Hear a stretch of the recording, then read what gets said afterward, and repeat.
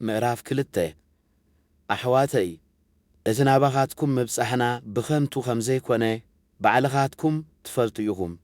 ከም እትፈልጥዎ ቅድም ኣብ ፊልጵስዩስ መከራ ጸገብናን ተዋረድናን እንተኾነ ሽሕ እኳ እንተተቃወሙና ብረድኤት ኣምላኽ ወንጌል ብትብዓት ሰቢኽናልኩም ኢና።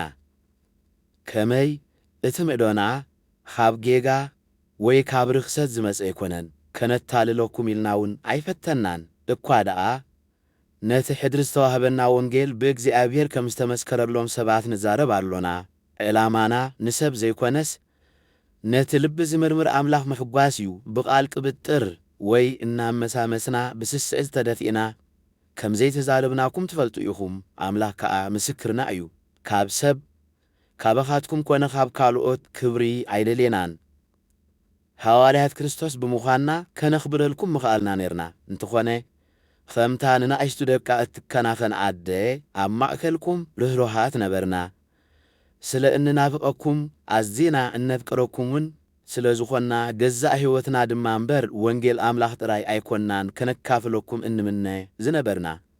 ኣሕዋተይ ነቲ ዕዮናን ጻዕርናን ማለት ንሓደ እኳ ኸይነኽብደሉ ኢልና ለይትን መዓልትን እናዓየና ወንጌል ከም ሰበኽናልኩም ትዝክርዎ ኢኹም።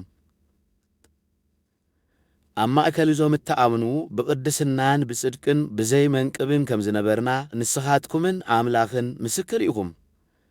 ነቲ ንመንግሥቱን ክብሩን ዘጸውዓኩም ኣምላኽ ብቕዓት ኮንኩም ምእንቲ ክትነብሩ ንነፍሲ ወከፍኩም ከም ኣቦ ንውሉዱ ከመይ ጌርና ንምዕደግኩምን ነጸናንዓኩምን ነተባብዓኩምን ከም ዝነበርና ትፈልጡ ኢኹም። ነቲ ኻባና ሰማዕኩምዎ ቃል ኣምላኽ ምስ ተቐበልኩምዎ ከምቲ ኣባኻትኩም ኣብቶም ኣመንቲ ዝዓዮ ዘሎ ከምቲ ሓቁ ከም ቃል ኣምላኽ እምበር ከም ቃል ሰብ ስለ ዘይተቐበልኩምዎ ንሕና ኸየቋረጽና ንኣምላኽ ነመስግኖ ኣሎና።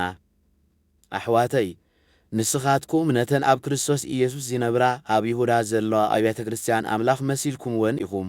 ከመይ ከምቲ ንሳተን ብኣይሁድ ሓሳነ መከራ ዝጸገባ ንስኻትኩም እውን ከምኡ ብደቂ ዓድኹም መከራ ጸጊብኩም ኢኹም።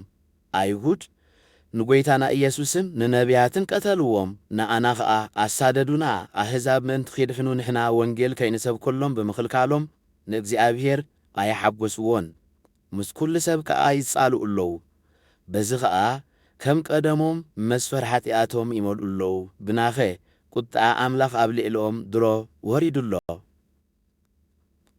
እንተኾነ ኣሕዋተይ ብልቢ ምሳኹም ከሎናስ ንሓፂር ጊዜ ካባኻትኩም ተፈሊና ስለ ዝነበርና ገጽኩም ክንርእየኩም ብዙሕ ናፍቖትን ሃደርታን ነይሩና። ስለዚ ናባኻትኩም ክንመጽእ ደሊና ነርና። ኣነ ጳውሎስ እኳ ደጋጊመ ክመጽእ ፈቲነ ነይረ። ግናኸ ሰይጣን ዓገተና። ከመይ ተስፋና ወይ ሓጐስና ወይ ከዓ ኣብ ካልኣይ ምጽኣቱ ኣብ ቅድሚ ጐይታና ኢየሱስ እንምካሓሉ ኣኽሊልና መንድዩ ንስኻትኩም ዶ ኣይኮንኩምን? ብርግጽ ክብርናን ሓጐስናን ንስኻትኩም ኢኹም።